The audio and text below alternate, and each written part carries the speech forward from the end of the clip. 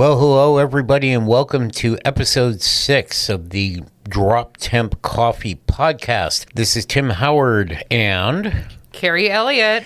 Welcome back, everybody, and thank you very much for tuning in. We appreciate you listening. We are super proud and excited to introduce our very first official sponsor. I want to say thank you to Brandon Miller, the main driving force at Primo Coffee Roasting Equipment. Brandon has been owning this company now for 4 years and builds everything domestically, all USA, built, all parts sourced from Granger. Go figure. Easy to find parts to replace. He's a great guy. If anybody needs anything out there, if you need a roaster, you should definitely call him. Well worth it. Custom colors, too. Who knew? Who knew? How nice is that roaster? Well, when I saw it, I mean, my jaw dropped. It's just so amazing how well Primo took the time and the effort to really detail everything, and it's just a beautiful machine. Well, and I'll tell you, everyone else can expect that too. Thank you very much, Brandon. Thank you, Primo Roasting Equipment. We appreciate you. We appreciate you. Well, I'll tell you what, Keri, thanks for letting me get through all that. You want to do a little introduction for us? Yes, I would love to introduce our first guest on the podcast. She is the president of the Oregon Coffee Board. She is also the green coffee sales manager for the West Coast for Genuine Origin. She is a former barista trainer, and she's an all-around amazing person. So let's give it up for Jen Hurd. Welcome, Jen. Welcome. Shucks. I don't know what I'm supposed to say after that, but thank you for the kind words. Well, you know, it's easy to do. Welcome aboard, Jen. We're Thank glad you to for have having me. No, it's a pleasure. Oh, you're so welcome. I've known Jen for a cool minute now. Tim and Jen have known each other for longer, but one of the amazing things that I found out about Jen is that her and I have a common love for garbage. Yes, we do.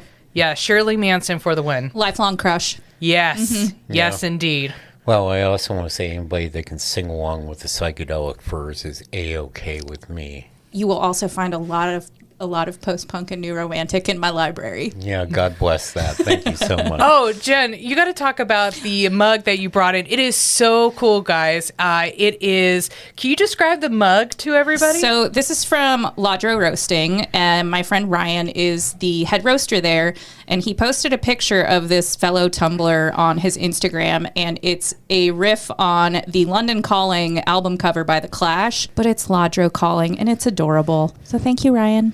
Oh, yeah, man. Ryan, great job. I love it. As soon as I saw it, I was like, oh my God, I got to have one. But I'm like, control yourself, woman. Control yourself. How many tumblers, how many travel mugs? Right, Yeah, right. how many? I'm not allowed to bring any more coffee mugs or coffee travelers back at home because I have a huge collection of it. Is that why you keep that box in the roastery? Yeah. Nobody knows about All that. right, I won't tell anybody. Mine is black T-shirts Yeah. and coffee yeah. company T-shirts, and I bought so many that I was buying them for my husband, and then he said, you have to stop buying coffee T-shirts. You know, I'm on the same boat with you. Yeah, black T-shirts, and I can't help but buy a T-shirt from a local coffee roaster. You know, Especially when it's good artwork. No, exactly. Of course, right? Mm-hmm. Right? Okay, I have a weakness for sports T-shirts. No. Yeah. Oh, my gosh. Well, all right, I'll tell you what. Let's dig in, shall we? Let's get to it. So, Jen, there are a couple of things we want to talk about today. We really would like you to explain to us supply chain. Oh, supply chain. And related issues with that, because there are many people out there who just don't understand how that affects us. But the second part of that is we would really like to talk to you about new methods of sustainability and how that's affecting things. So tell us a little bit about supply chain. I know. I'm sorry. As you mentioned, I handle West Coast sales for Genuine Origin. We're an importing arm of World Cafe Specialty, which is a very large trading house that's been around since the 1800s. We're also fortunate to source about 80% of our coffees through our own sister operations at Origin. So that's kind of the perspective I'll come from. And this is a conversation I've been having with a lot of people because I think even on as you move through from roastery through to the front of house,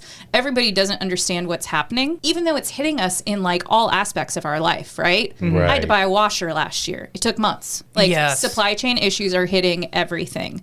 So if we work backwards, somebody has to harvest coffee. Somebody has to take care of those sweet little baby coffee bushes. We've had issues with staffing on farms, whether it is COVID related or there have been various political situations. You know, we saw some issues in Colombia. There have been ongoing issues in Ethiopia. Those impact, and those are larger than COVID. So that's been one issue. Once we get the coffee harvested and milled and processed, then we got to get it on a boat. Right. Which means we need containers. And they have been in short supply. And sometimes when we can find them, they're exponentially more expensive to book than they have been historically. So that's... Right, and that's what we've been hearing, not only from your company, but we've been also hearing from our direct trade partners. We've been hearing from other green coffee importers and exporters, the same situation. I was hearing that there has been kind of like auction style when it came to those containers, where people are getting outbid for the spots on the containers. And that has been really, really huge. Well, yeah, when we don't have enough people to unload containers, and so we have containers sitting and waiting, then we don't have new empty containers to refill.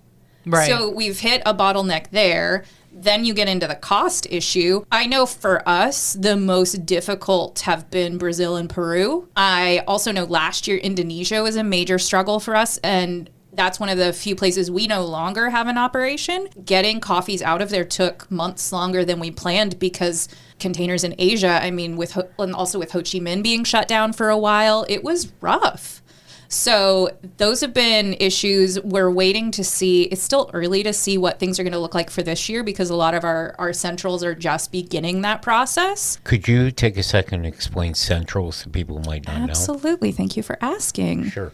So centrals would be our Central American coffees. So we're talking Guatemala, Honduras, Costa Rica, those classic staples that we need. Like right now, I was talking to the boss this morning about what we're getting from Honduras and Guatemala, and it's just too early to see if we're going to hit hurdles in the shipping of those.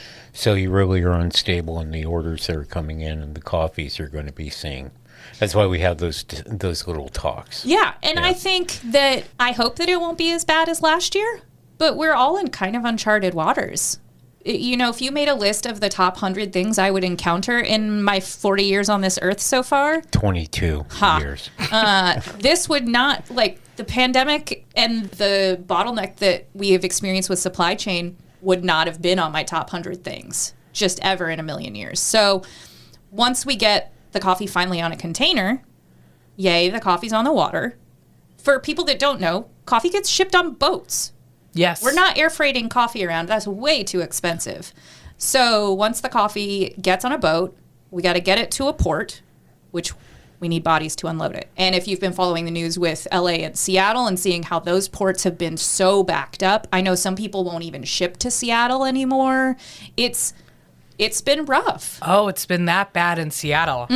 Wow. Okay, I didn't realize how bad it was in Seattle. I knew Los Angeles was bad. Yeah. I knew Long Beach was bad. Oakland is bad. Yeah. Oakland's bad. Yeah, and so much coffee goes through there. I know. Oh, I know. you know, another thing, speaking of the ports, I've been hearing on the news too, this was probably like a couple of months ago, but they were talking about how some of the boats were getting routed to Austin, Texas.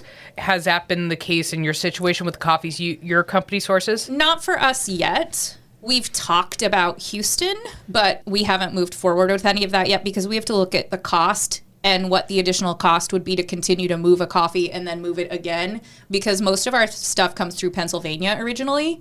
And so to try and reroute or to get it into the country and then truck it down there is going to add a lot of cost. And so we're trying to balance cost and quality and pay farmers and be able to give you coffee at a price that is still going to give you margin.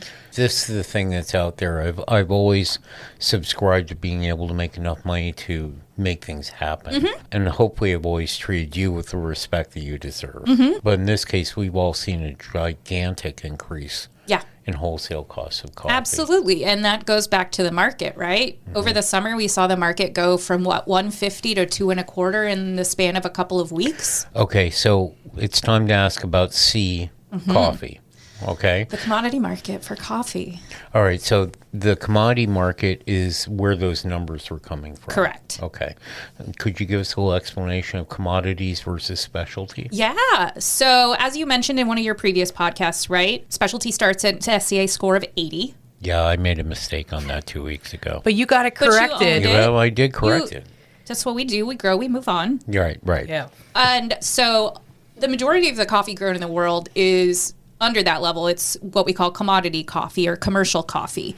So that's going to be sold to mass market kind of stuff compared to specialty, which is a much smaller percentage. And that's what we get into for roasters like y'all. What we saw last year in the summer, there are a lot of things that impact the market, which is the base price that all coffee is negotiated on. So when we say the market's at $1.50, or perhaps today it closed at $238.5. 230. I'm sorry. Wow. 238 and a half. I've never seen it that high. It was at $250 a couple months, or like a month ago. Wow. Oh, that's why coffees that were here Yep. were actually going up. Yep. So what you have to think about is, yes, we all love coffee. Like, how many times have I said, I do this because I love coffee and I love people, and I want to give back to my community what's been given to me. I can say it all day long. At the end of the day, it's still a business. Farmers need to make money and be able to take care of themselves and their families and communities.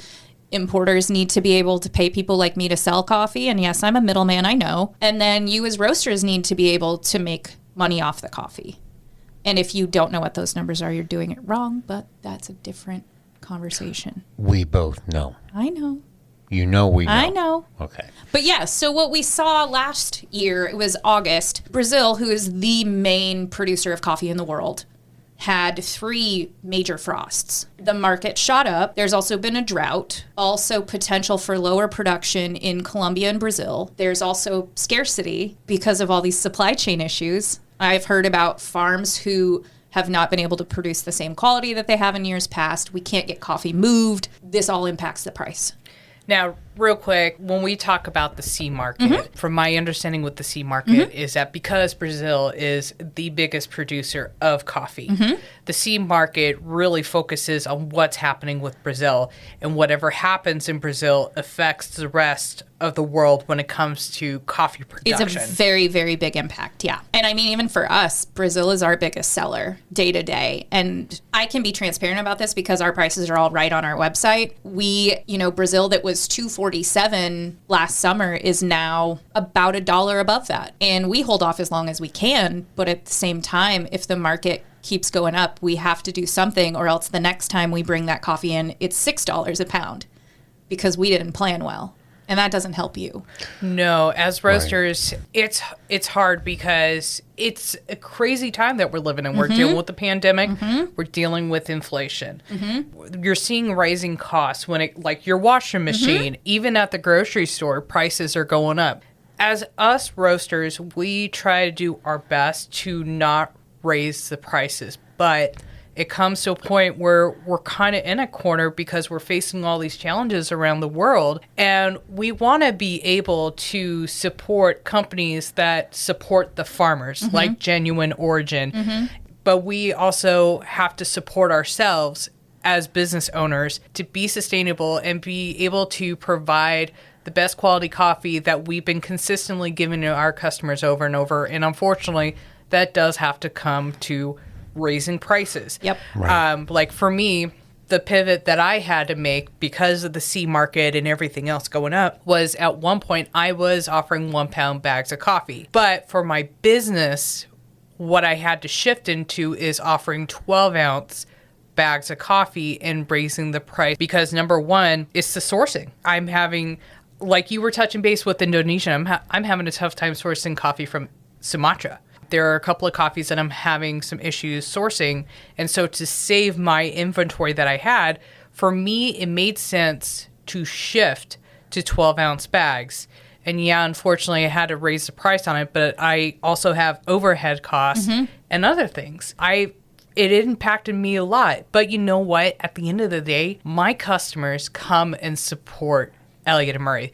They know that I always give a consistent roast every single time. They come back because I'm able to keep my product consistent, and they really, really appreciate that. They don't even blink an eye, and I really appreciate, and I'm very humbled with the customer base that I have that come and still support me. It's been interesting. And what about you, Tim? Well, I have taken my direction slightly differently because we wanted to include free shipping for online orders. So what we did was we found a way to keep the cost down by offering contracts to the people who provide green coffee.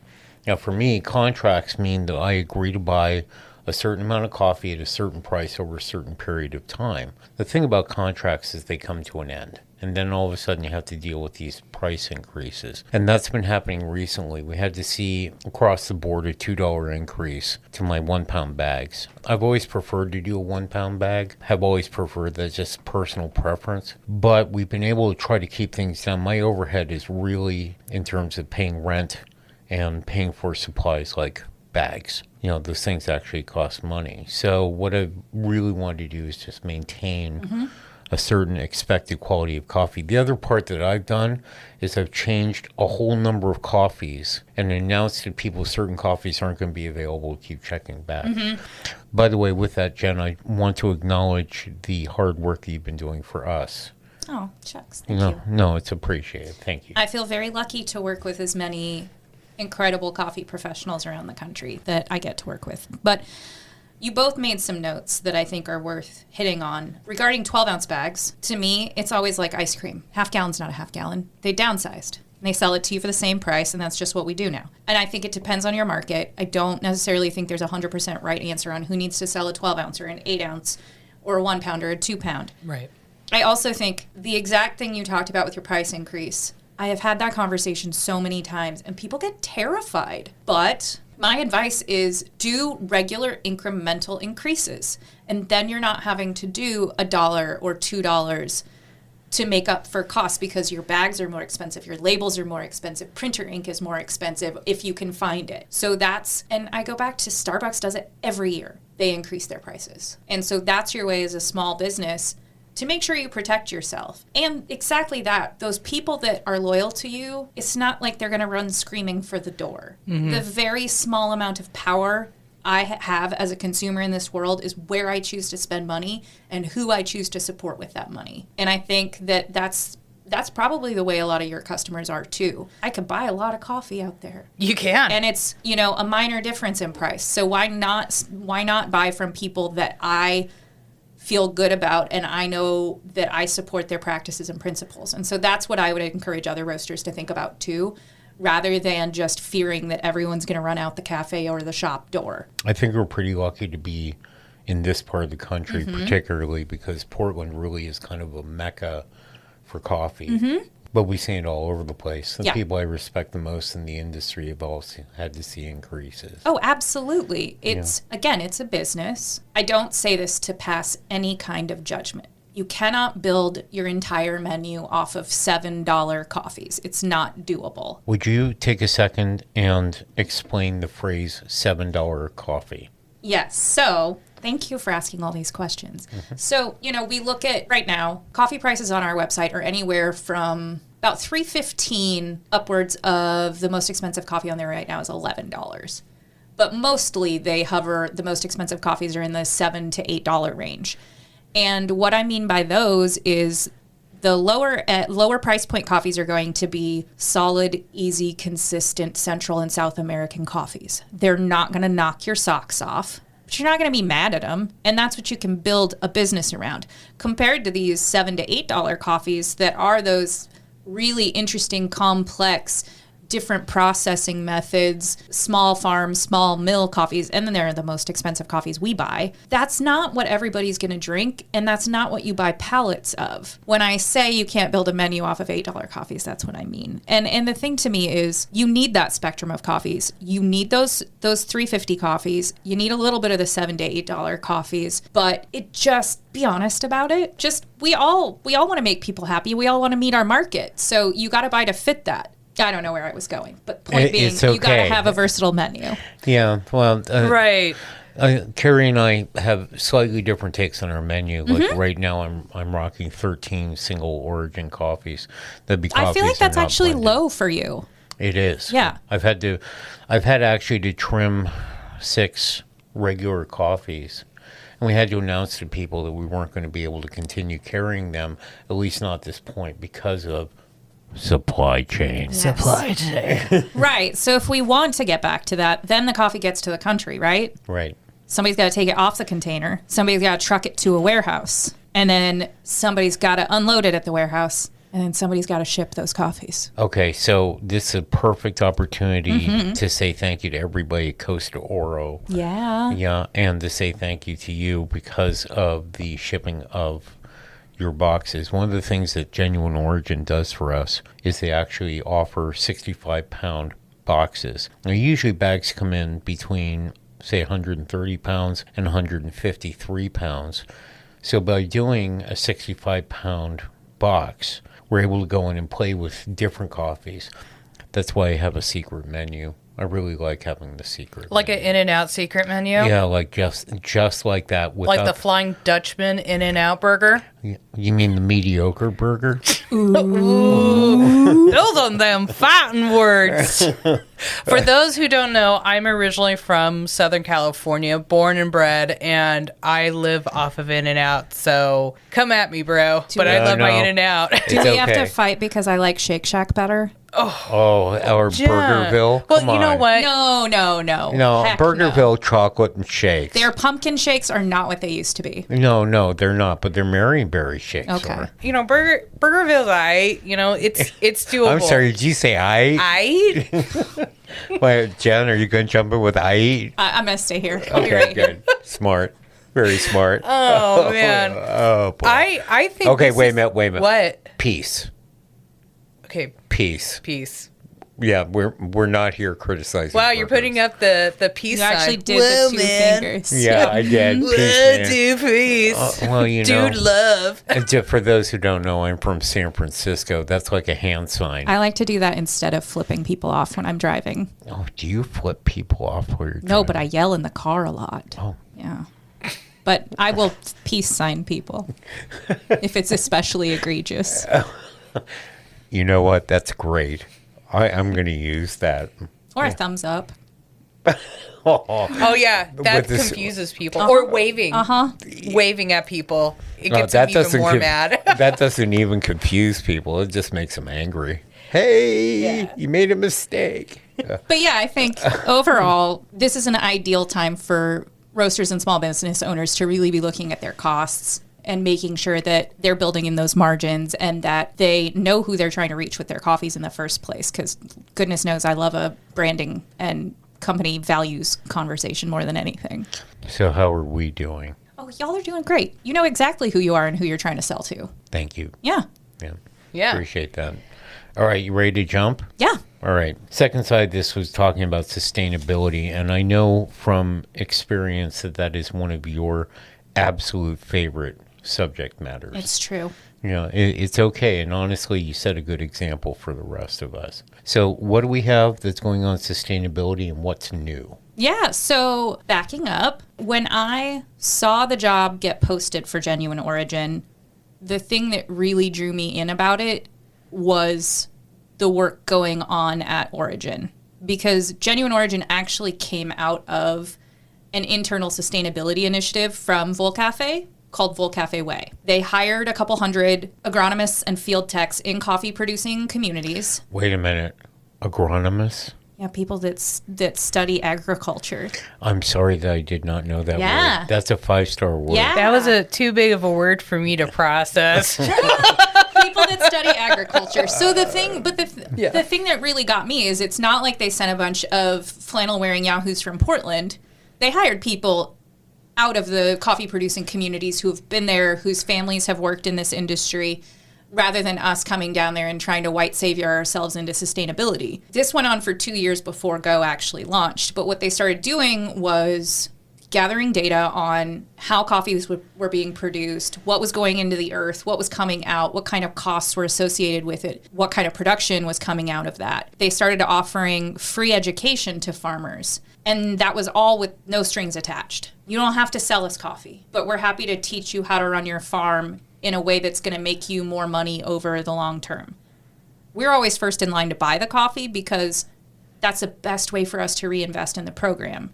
And if you didn't know, I am also a former social worker. And so this whole opportunity tugged at my heart, and it'll be 5 years in March that I've been at Go. And so that's what appealed to me, was the availability and the work going on at Origin. Because like you mentioned, 65-pound boxes, right? Like you can buy one and have the same access and the same quality and know what's going on behind the coffee. And having worked with so many small business owners over the years, that was really exciting to me, because I feel like no one teaches you how to source coffee. And if you're new or small, it's really hard to justify a bag or two that's costing you $250 to ship. And so all of that was really exciting to me. But that's your context.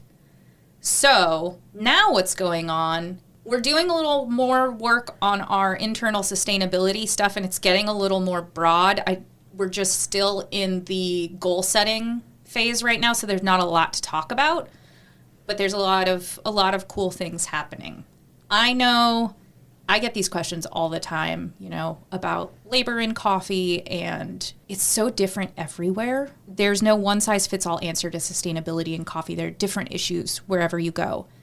Guatemala is the easiest for me to talk about because I've visited a few times, and so I've actually gotten to see what Volcafe Way is doing for the producers that sell coffee to us and that get that training.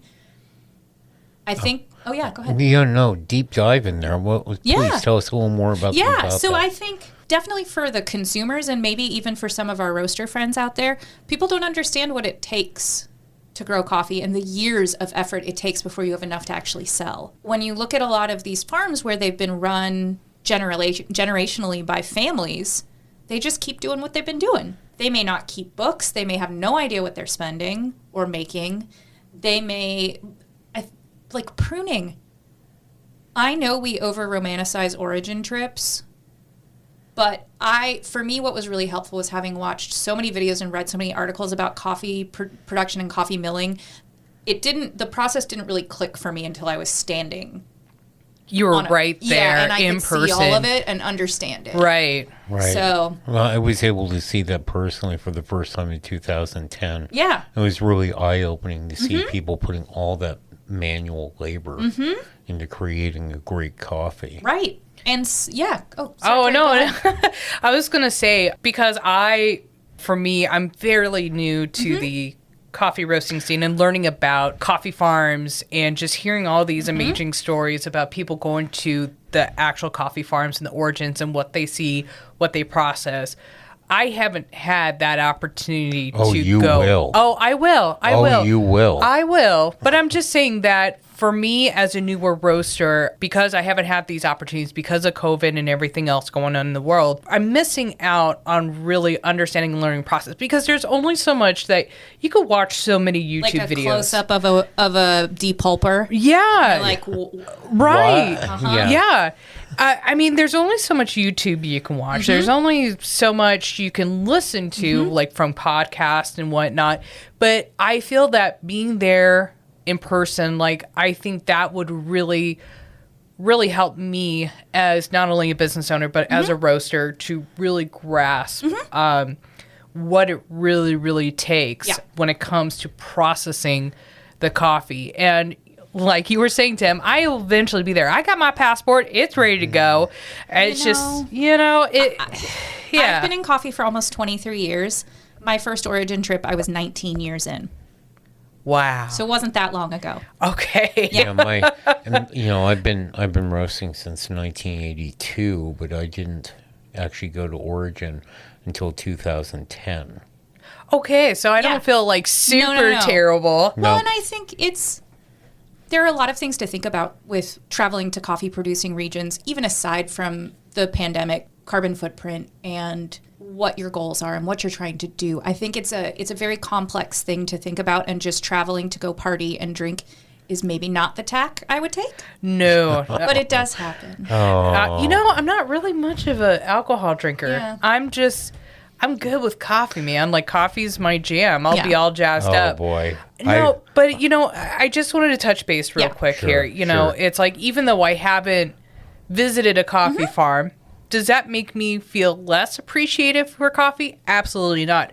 Because from what I learned with you and from other green coffee importers and what I have read and understood about the efforts that take for these coffee farmers to produce the coffee that we consider like a luxury or something that we drink on the daily that we take for granted, we need to highlight those farmers and the people that work on the farms, be able to provide for those families. And I really appreciate the transparency in how I work with Genuine Origin. I work with you, and we work with the select amount of the green coffee importers because they have these programs in place to support the farmers. That's my thing. Yeah. And when customers come in, I have our buddy Noreen, she has a picture of the coffee cherries. You've probably seen that in the cafe. A lot of the people that walk in don't realize that the coffee bean is actually the seed of a cherry. Oh, how many times have you said coffee is the seed of a fruit? Yes. And I have to point to the picture, and people's eyes get so wide open, like, wow. And I said, there's a lot of farmers who handpick those, who probably don't have the equipment. They're out there for 12 hours out in the fields individually handpicking those. And people are just like, really? I'm like, yeah. Well, because handpicking the coffee is also going to steer us toward more consistent, higher quality too, right? If we're not doing mechanical harvesting and having machines go through and just grab all the coffee, if we have people on farms who know what ripeness they're looking for, taking us back to Guatemala, stuff I just didn't know, because also I have zero green thumb. I killed the one plant I have.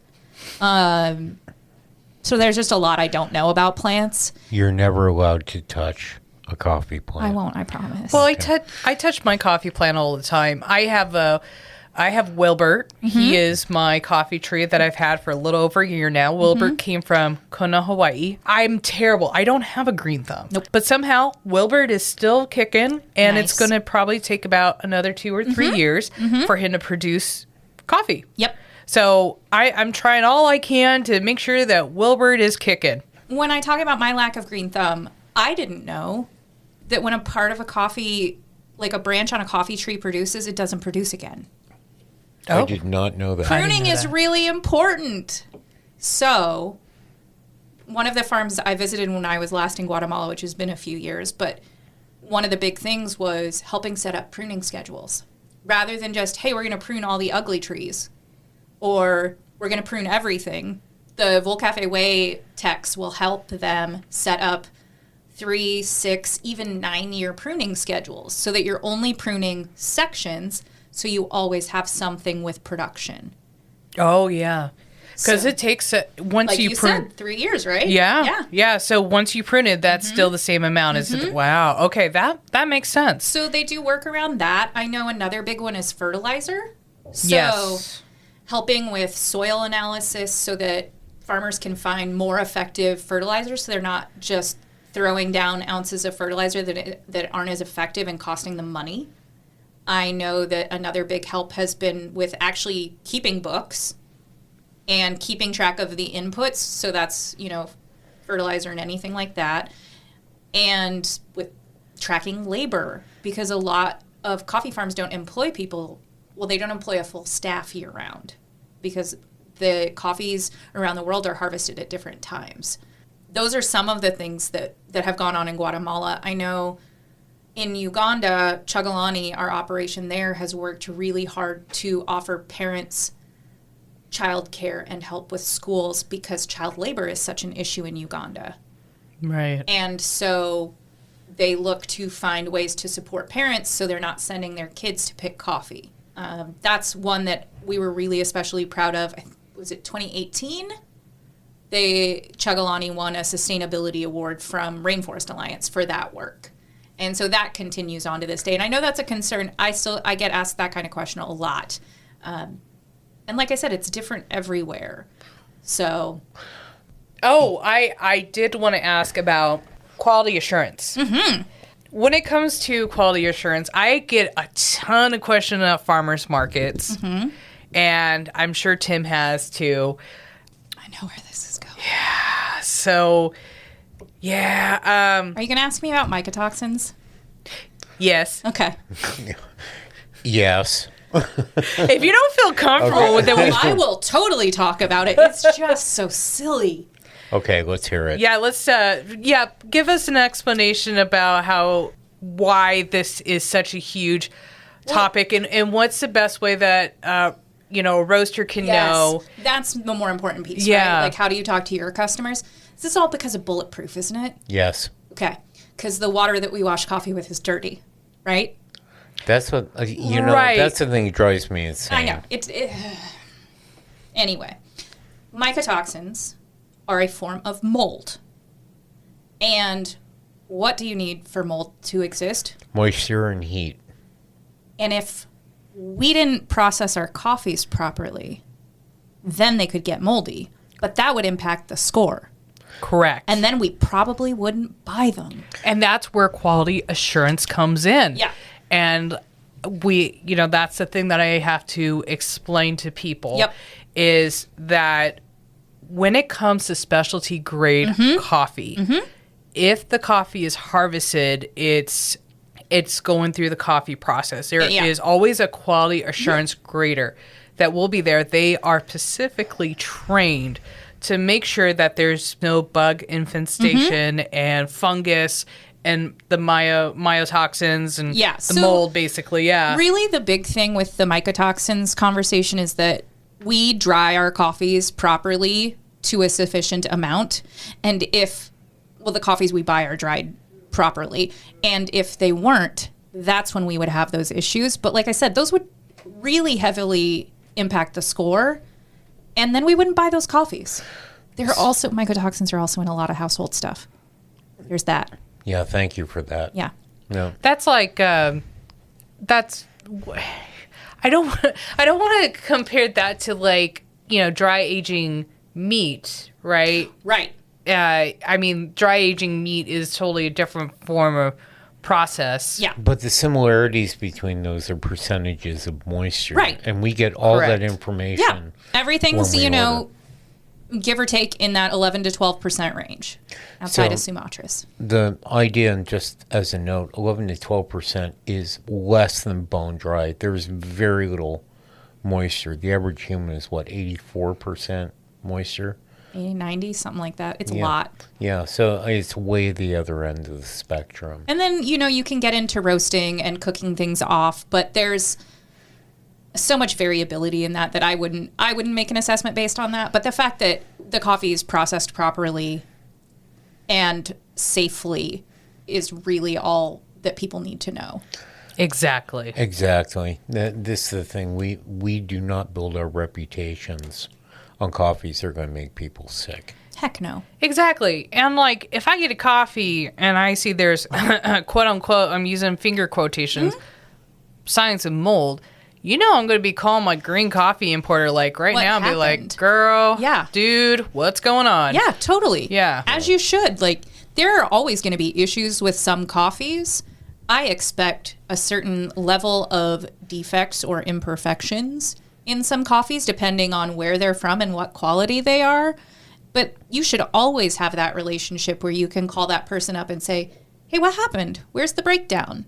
Exactly. So, Right. Well, thank you for touching base on that. Oh, of course. I know. I get that question a lot. I'm sure you do. I have a copy-paste email for it. That's efficiency at its absolute finest. Control-C, Control-V.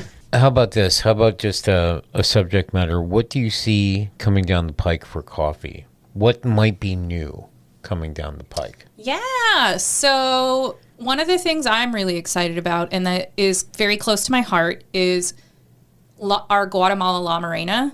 So it's our women's lot from Guatemala. I love that coffee. Love that coffee. Such an amazing program. But yeah, keep going. It's so when the first year I was here and we brought in, if anybody doesn't know, I started 6 months after Go launched. We brought in 35 boxes of La Morena. And it sold, and we were all really excited because it was from these 3 women farmers. Our head of QC is a woman. We've got a couple women on the sales team. Like, we're just excited about all of this. Maria in our office in Guatemala helps with the whole process. And then the next year we brought in, like, maybe half a container. Give people an idea of what a container is.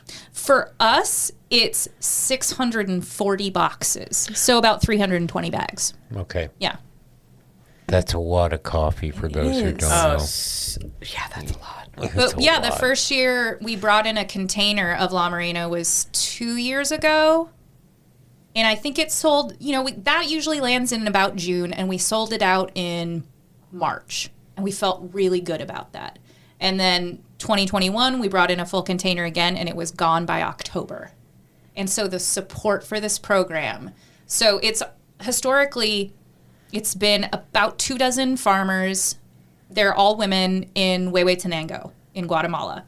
And this year, I was just talking to my boss about it today. I think we booked 3 or 3.5 containers, and I think we may even have a couple of varieties this year. So okay, so I'm going to bring it back for people who might not know. A container has to go through a certain amount of approvals to get in. Generally, it's about 320 bags of coffee. Each bag is about 130 pounds, about 60 kilograms. You can do the math on that. The second part of this is that within that, you have several different varieties that can come in. A couple popular varieties. Go ahead, Jen. What's popular? Oh, we love our Bourbones. I will drink some SL28, some Caturra. If we want to get fancy, we can get into our Geishas. Yeah, well, that's one of my faves. I do know that about you. Yeah. But yeah, and the other cool part, so the reason that La Morena is important to me is because coffee is a very male-dominated industry across the board around the world. Yes. It is the reality. And a lot of times, women don't have as much power in how the business is run or the finances. And so being able to support women-owned farms helps bring some gender equity to things that I think is really important. And the other cool part of that is we partner with the Wakami Foundation. There are some coffee friends out there that will know the Wakami Foundation because they make the little braided bands that go around Ron Zacapa rum, which is made in Guatemala. But we work with the Wakami Foundation to do bracelets just for every single box of Guatemala La Morena. And what those do is it helps contribute to small businesses owned by women. I stand very strongly in the belief that some of the best roasters I know are females. I am graced with a bunch of very talented females that I work with around, and I'm here to tell you that I could learn a lot more. I just want to give a quick shout to Keri. Absolutely. Here, who is fantastically talented. And of course, Noreen, but I also want to name by name one of my new employees, Sharia Bodnar, who is awesome. Amazing. Just amazing. That's the thing about this. I've always felt that there should be more equity. There should be more equity. We need to bring more females into this. Just be like me and show up at everything and never stop talking. I already do that. I mean, for me as a woman, I feel like that's how I've gotten my career. Okay, well, I'm working I just with go you. to a lot of things and I meet a lot of people. Well, and you know what? When you were describing La Morena and like you were kind of talking about the program and stuff like that, and like the inequality that is in the industry, I just wanted to jump up on this table and say yes, yes, because that it is so true. And I feel that there's more and more women up and coming within the coffee industry. And I feel very, very fortunate that I'm as a business owner and a roaster of my very own company, being 100% female owned, there is an empowerment that happens, that I'm able to produce something and roast something and represent something, especially when it comes to different farms and where I'm sourcing my coffee, and I can represent that. And it feels so good to have that empowerment. Well, I also do want to give a shout out to my wife, Holly, who is the majority owner of my company. We have to give some love to the female veterans. Absolutely. Yes, Holly, for sure. But I think you're right. I think we've seen a lot of really cool communities and support groups come out of coffee in the last couple of years that have really helped to bring attention and opportunities to marginalized people, because coffee is a lot of white dudes. I agree. I no offense meant here, but it's well, no, and none taken. I think that I think the promising thing is that we see an influx of every other shade of color, of person, of style. And it's hard. People have to look beyond hiring themselves, and you need to look to hire and support people who are different from you and give people opportunities. And so we've been fortunate to have, programs like Glitter Cat or Get You Some Gear or Go Fund Bean that are all programs to help offer skills, gear, training, competition to people who don't normally get it. Don't be afraid to dig in a little bit and give us a little explanation on all three of those groups. So Glitter Cat, I think, was the first one, and Glitter Cat started out as a competition training program. You had to apply to it. In fact, our friend Emily Smith is a Glitter Cat.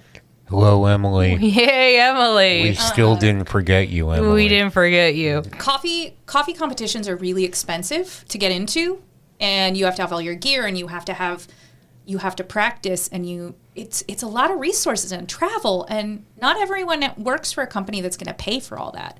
And so Glitter Cat was one of the first to come out and offer a really comprehensive program, and they brought in some incredible industry veterans who've competed and worked in this for a long time and helped train people to then send them to competitions. And now they've pivoted into a really cool online format. And then they also did the DigiSniff, the Scratch and Sniff competition a few months ago, if you guys did that. We did not. It was fun. That. No. Oh, man. It was fun, and it was hard. Okay. Huh. It was Scratch like and sniff 30 coffee. Scratch and Sniff attributes. Wow. Yeah. I do follow Glitter Cat on Instagram. Yeah. And I have to say, one of the people that I really have been kind of like admiring is, why is her name leaving me right now? Bailey Veronica? Berg. Oh, Bailey Engberg. Yeah. Bailey's rad. Yes. For some reason, there's something about Bailey that's really, really magical. And every time I hear a conversation, an interview that she talks, it's so refreshing and so nice to hear, because she's so empowered. She's so in tune with her culture. And that what I really love about her is that she is very mindful about the environment and and as far as the impact of the waste. Yeah. And she's talked about past crop coffees in the past. Yeah. And when I heard her talk about past crop coffees, I just stood up and I just clapped. I was like, yes, girl. Absolutely. And I have used past crop coffees. For those who don't know what past crop coffees is that when coffee is fresh and harvested, there is a time frame where that coffee, it will last for about a year until the next crop comes in. Depending on where it's from, some coffees age better, some coffees age worse. Exactly. And through time, though, that past crop coffee, some will fade out and some just don't have the strong flavor or aromas when it's roasted. But with her talking about using the past crop coffees and how you can just take it and make it as magical, to me, I really appreciated that. There's something there that I really appreciate with Bailey, and I hope one of these days I can get to meet her. I probably go goo goo gaga. To me, she's like a celebrity in the coffee industry. Like, I'm not worthy, Bailey. Hi. Bailey is one of those people that I have been very, very fortunate to build a friendship with in the last couple of years. And I admire her a lot. And she's very outspoken and very, very supportive and encouraging and innovative. Yes. And I got that coffee from Matchbook that she did. Wow. The past crop one. Yes. And it came with a fry bread thing, and I can't wait to make it because I don't bake, but I love fry bread. So, but yeah, we're fortunate to have people speaking up for things like that. And she also, she was in Glitter Cat. And then we have programs like Get You Some Gear, which is a group that provides gear, so coffee brewing equipment and coffee to people that don't have access or money. And they've done some grant stuff, and they've done a separate account for like mental health support, because I think we all deal with that in coffee, right? And being very front of house for a lot of it can be really draining, even if it's a job we love. It takes a lot. I agree 1,000% on that. I'm right on board with that. And then you have GoFundBean, which has helped do grants and fundraising for people who recently they've been focusing on baristas and coffee professionals whose livelihoods have been impacted by COVID. So I want to make sure that you state all three of those names again very clearly so people can actually send help. Yeah, I think these days the best way I think to find people is Instagram. Glitter Cat, which is that competition support and education group. And then we've got Get You Some Gear, which is GETCHU. Some Gear, and they help support coffee professionals with equipment and gear, and they do fun raffles for fundraising for stuff. And then we also have GoFundBean, who does various grants and financial support. So, and they're actually getting ready to start their mentorship program again. So if there are any coffee professionals out there who want a mentor or want to be a mentee, now is the time to apply. There you go. Give back. Yes. I have been more educated today. I try. Than I have been the last 2 years. This has been really great. All three of us sitting down, having a conversation, that human interaction, and just being able to talk about something that all three of us are very passionate about and that we can nerd out all day. But it's time to wrap up the show, though. I don't like the French press. You don't like the French press? I just have to say that. Well, wait a minute. What? What? I prefer a clever for my full immersion. Well, okay. I like the filter. Okay, fair enough. Maybe you're just doing it too coarse or not coarse enough. I haven't owned one in years, but when I listened to that episode, I was like, I'm going to start a fight. That's okay. I know people hate Chemexes, and I like them. No, I don't hate the Chemex. You know. I just like it more with the cone filter. Yeah, no, at the end of the day, all I care about is that people have coffee that makes them happy. I don't like French press. Come at me, bro. No. Well, I'll tell you what. You know where French press comes in great? When everything else is broken. Yes. Like, I hear this from I don't know one Keurig owner that doesn't also own a French press. I'm serious. Every single one that owns a Keurig owns a French press. No, stop. It's okay. It's okay. Wait. Don't do it. No. You know, I know Keurig owners that have a Mr. Coffee in case their Keurig machine breaks down or they're out of pods, and then they use stale coffee that's been sitting in their cupboard for 6 months. Or longer. I have 3-month-old coffee in my kitchen. Yeah, but are you feeding your cats with it? No, I brew. I'm very fortunate that I buy a lot of coffee and I get given a lot of coffee. And I brew multiple batches of everything. But then I curate little coffee care packages for people and share. Oh, that's really nice. Yeah. But yeah, I know you have to do your wrap up, but I thank you for making the time. And you can throw my Instagram tag in there. If anybody wants to hit me up, they can. Do it. Oh, I am at Jennifer. That's Jennifer with one N. At Jennifer, JenniferHurd. If you want something besides coffee, you can also follow After Meowers, my account for my cats. the important thing I think is that we keep having dialogues and we keep learning things and sharing. The learning curve for coffee is so much shorter than it used to be. And I really firmly believe that one of the only ways that you're doing coffee wrong is if you're not learning. There's so many right answers. Yeah, we talk about that a lot, don't we? Yeah, and I think it's really important as owners of a coffee roasting company is that our job is not only to provide the quality of coffee, but to educate people into the sustainability and understand that what they have is so precious and not to take it for granted because they have to think about how that coffee is produced and how it's made here, the whole entire process when it comes to coffee from point A to point B.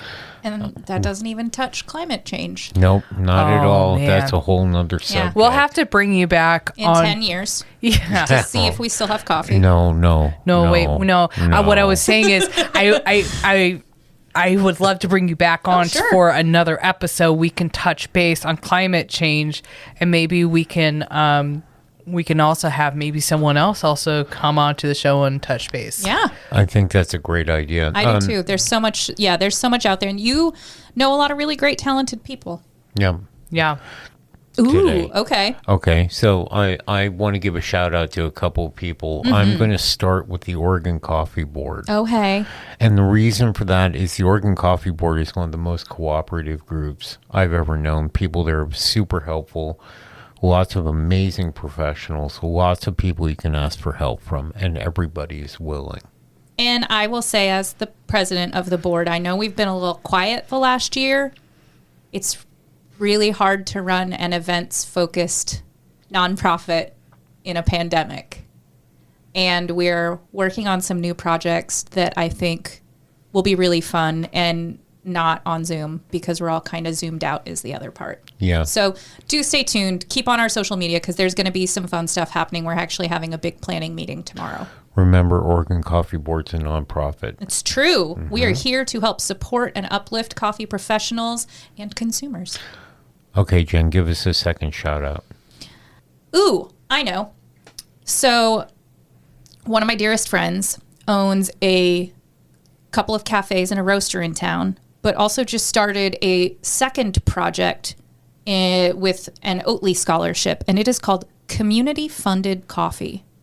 So this is from the owners of Gilder. Mike and I used to teach together, and he is just one of the best people I know. And what they're working on is transparency and paying for coffee ahead of its harvest even. So you can commit to coffee now that you'll get in a few months, but what they're working on is really like they're all about cost of production and transparency and sharing that and helping farmers work to make things sustainable. We do like Mike, and we really love Gilder. Yeah. Community funded coffee. Thank you. Check it out. All right, so you're going to get a second one in a sec. Okay. Okay. All right, Keri, let's hear it. So my shout out is to Billy Ingberg of Gilder. She's the head roaster there. And I just want to say thank you for inspiring women who are in the coffee industry and being able to share your energy across the world. And one of these days, I would love to meet you, have a roasting session because you are an amazing person. And thank you for being awesome. Road trip. Road trip. Field trip. Yeah. It's like 15 minutes from my house. Sweet. Also, if you follow She's the Roaster. I do. That's Bailey. Yes. Yeah. I bought a shirt and Cool. she commented. Yeah. And I was like, That's awesome. I'll wear that at the roastery. I do. The purple one? Yes. Oh. It's really good. Wait, that one? Yeah. Yes. Oh, I'm sorry. The purple and coral one? Yeah. It's really good. Okay. They did one before that with cats on it. I also have that one. Nice. Okay, so I'll give my second shout out today. I want to give a shout out to my newest employee, Bowie. Bowie has come on board and is going to be helping us not only around the roaster, but doing things like helping us at farmers markets. By the way, quick shout out to farmers markets. We are going to end up being at Sunnyside, and we're going to end up being in Hawthorne. Nice. 2 brand new markets for us. I'm so excited Congrats. to be there. Thank you. Yeah, thank you, Bowie. We appreciate you. I was thinking about this one, and I kept going back to the same person, and that is Marcus Young, who is at Cropster now, but formerly at Boot Coffee Campus and Batdorf and Bronson and Central City Coffee and Sustainable Harvest. And I met Marcus when I was at KNF and he was at Batdorf, and we were doing a demo. We were both doing coffee demos at the Laurelhurst Whole Foods, and we just started talking, and I judged my first throwdown with him, and I was so nervous. And so I've known Marcus for a long, long time. Like, he's a reference on my resume. And he has always been one of the most supportive and encouraging coffee friends I could ask for. Anytime I've had like any off the wall thing, it's like, do you have time to talk? And he always makes time for me. And I feel like we all need those really awesome cheerleaders in our coffee life. And I'm very, very grateful for him. And his wife, Devora, is also awesome. Also, if you're a roaster, you got to use some kind of tracking software. And Cropster is one of the really great options out there. By the way, we do love Marcus. Marcus is so great.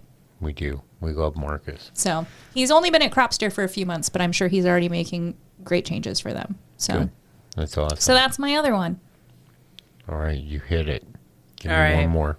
I think my biggest shout out is to my customers. Oh, yeah. Yeah. I might cry on this one, but you know, my customers are the ones who inspire me to keep going every single day. There are days where I have my bad times and I have my good times. But the fact is that I have people who come in through the door every single day, and they come in. So I had a person come in and they were like, my French press is really bad because it tasted really watery. And I took the time to show them how to properly make a French press. Just seeing the look on the faces of people when I inspire them, I can show them this is how you can produce an amazing cup of coffee. It is night and day difference what you can see on their face. Because not only do I have the tools to show them how to do it and replicate it at home, but they get to actually taste it. And they can taste it and be like, okay, this is so much better than how I'm making it at home. Giving them the tools and giving them the knowledge and education on how to brew an amazing cup of coffee to change their day, they really appreciate that, and that they come back to Elliott and Murray because not only just because I'm a local coffee roaster and I'm female owned, like that's great and all, but what they're coming in for is for the experience. They get the one-on-one connection, and that is really what inspires Elliott and Murray, and that's what helped me keep going every single day. So to all my customers who have been there since the beginning, I love you and I support you. And thank you very much for being an inspiration to me. Hear, hear. Coffee is so magical, isn't it? That It when is. you have that moment with somebody, the impact you can have on their day, Yep. just through hospitality, at least a decent coffee, if not something that totally opens them up to a new world of what coffee can be. Yep. I think we're all in that space. And none of us pay as much for coffee as we should at the end of the day. No, it's I had to true. throw it in there. Well, Come at me, bro. come on.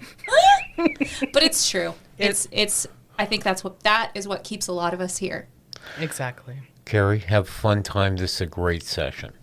It was definitely great. And until the next podcast, guys, Cheers. Everybody have a good one. peace out. Bye. Thanks, Jen. Bye. Bye.